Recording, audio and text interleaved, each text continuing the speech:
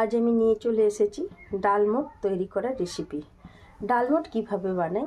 ডালমোটটা খুব সহজ পদ্ধতিতেই হয় এবং খুব সুস্বাদুও হয়। তো এই সুস্বাদু রেসিপিটা খেতে আমার চ্যানেলটাকে ফলো করে নিন।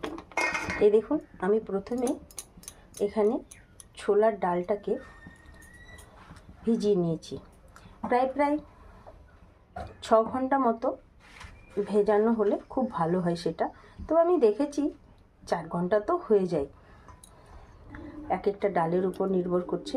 তো এটা আমি সারা রাত ধরেই ভিজতে দিয়ে দিয়েছিলাম আর ভোরবেলা উঠে ছেঁকে তুলে নিয়েছি। তো এটাকে আমি ছেঁকে তুলে নিয়েছি।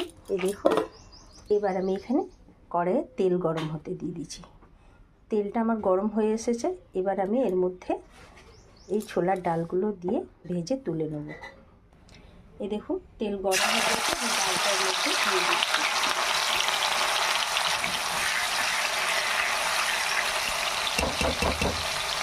এই ডালটাকে আমি লো আছে ভেজে নেব। আমি আঁচটা লো টু মিডিয়াম দিয়ে দিচ্ছি। কিছুটা ভাজা হয়ে যাওয়ার পর আমি আঁচটাকে পুরো লো করে দেবো।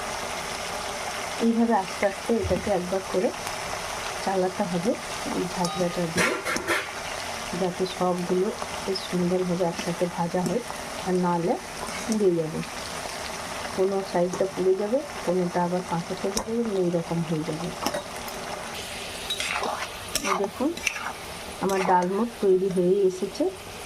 ভাজা প্রায় হয়ে গেছে, 3 ভাগ হয়ে গেছে, আর 1 ভাগ হয়তো বাকি আছে। আর একটু হয়ে গেলে আমি এটাকে ছেঁকে তুলে নেব। আমি আঁচটাকে লো নয় আরও বাড়িয়ে দিয়েছি, নাহলে অনেকটা টাইম লাগছিল। আর দেখুন, এবার একটা ঝনঝনে বেশ আওয়াজ এসছে।